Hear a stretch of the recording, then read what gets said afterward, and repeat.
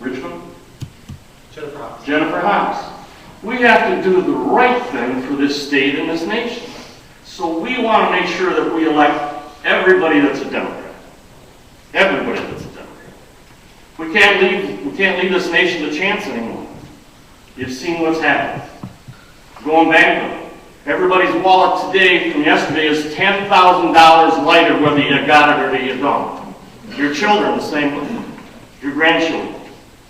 We have to turn this nation around, and it's got to be done this November. So I'm asking you to do the right thing, support Barack Obama and Joe Biden, and then work your way down the ticket and elect every Democrat on the ticket.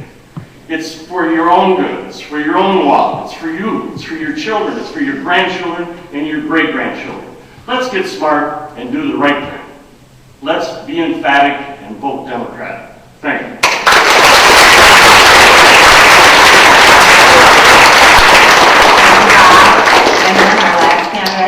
Neocon Stephenson, representing the Libertarian Party. Thank you. This is my first political speech, so bear with me.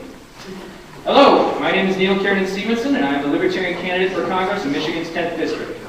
First of all, let me ask you all a question. How many of you would like to see more jobs here in Michigan? I know I would, and let me tell you that it's not going to happen with more of the same here in Michigan's 10th District or in the United States in general. There was another great candidate running in the 11th District. His name is Ted McAvoy, and he said something that I completely agree with. He said that what is happening here in Michigan is going to happen all over the country soon. The jobs are leaving. More and more businesses are closing up shop and headed to other states, or worse, they are headed overseas. Does that worry you as much as it worries me? The reality is businesses are not going to bring jobs here unless we make Michigan and the United States in general a good place to run a business. And that means a tax environment that is friendly to business. My opponent Candace Miller on her website stated that her answer was to see tax cuts for families, and that is a great start. But we cannot afford to even pay the reduced taxes if we don't have jobs. Michigan and the whole country needs to look at the example of the state of New Hampshire. New Hampshire has no capital gains tax, no inventory tax, and no property tax on machinery or equipment. It is one of the lowest unemployment insurance rates in the country and offers investment and job tax credits. Michigan's current unemployment rate is listed as 8.9%. New Hampshire's is a mere 4.1% as of August 2008. The answer to fixing the economy is by taking less money out of the economy in the form of taxes that drive businesses and industries out of their state. If you ran a lemonade stand, and the taxes you had to pay for owning that business in a state were, say, 10% of your profits, but then you hear that there's this other state where you're only going to get taxed 5% of your profits. Where are you going to go? Well, you're going to take your business and all the jobs that are created with you to another state, or maybe even another country.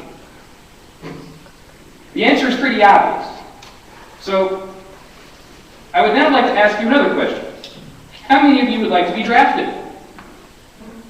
Not too popular. How would you like to see your sons or daughters drafted?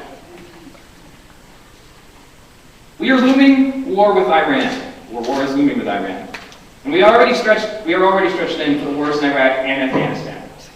The U.S. military barely has the resources to do what it is doing now. We cannot invade Iran with our current resources and boots on the ground. And that means a draft. A draft that both of the major candidates have hinted at, meaning for president.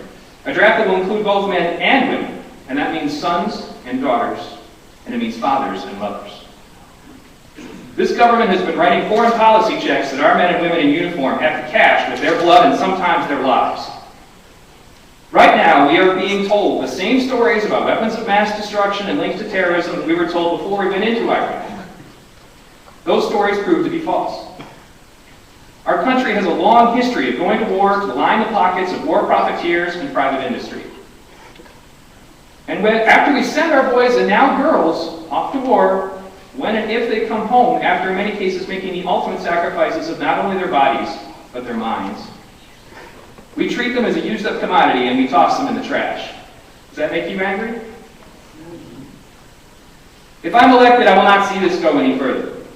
I want our country to be safe, but I also want our men and women to be safe from going to war on false pretenses.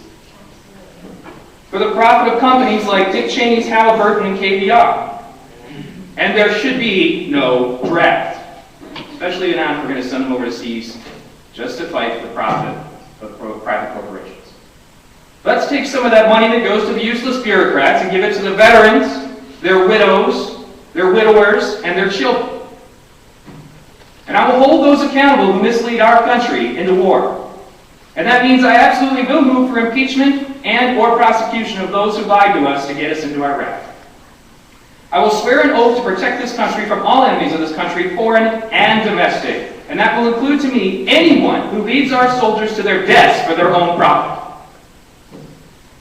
Now I want to ask you another question. How do you feel about your privacy? Do you want the government in your library asking you what books you checked out? Do you want the government wiretapping your phone without a warrant, without your knowledge? Well, neither do I. Neither should any congressman who takes an oath to uphold and defend the Constitution. I would also point out that if you look on my website, NKS 2008, I have a copy of Candace Miller's record. And she voted for all of these things, I might add. So my next question is to a question that I want all of you, meaning the voters of the 10th District of Michigan, to ask Candace Miller. Why did she vote for just about every bill that violates our constitutional rights that came across her desk as a congressman? Why has she forsaken her oath as our representative to defend our constitutional rights to privacy? You ask her that, or better yet, you send her a message that she won't take it anymore by not casting a vote for her on November 4th. If you elect me, I will see to it that the people of our district are protected not only from threats abroad, but from the threats against our rights as American citizens that are coming under fire right here in our own country and in our own White House. If you want a strong economy, if you want to be safe in this country from enemies from within and without, and if you want to be able to live your life without Big Brother on your phone, in your library, and in your email, then cast a vote for Neocon Stephenson for Congress. Thank you.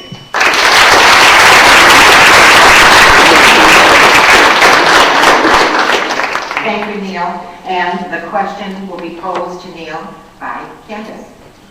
Okay. Neil, now that gas prices are so high, people seem to be driving less. So the federal and state government are collecting less gas taxes. Yet infrastructure is crumbling. So some states, such as Indiana and Texas, are turning to privatization to fund construction and repairs. What is your opinion of this?